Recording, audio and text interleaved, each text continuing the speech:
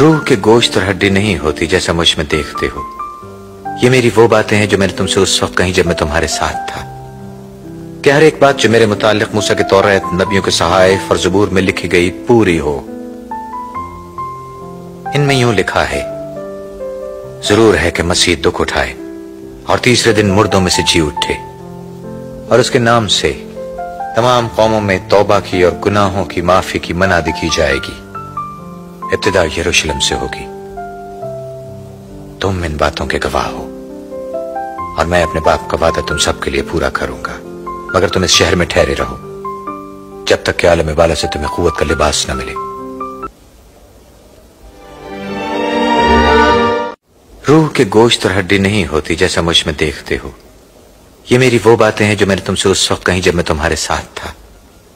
कि हर एक बात जो मेरे मुतालिक मूसा के तौरात, नबियों के सहाइफ और ज़बूर में लिखी गई पूरी हो।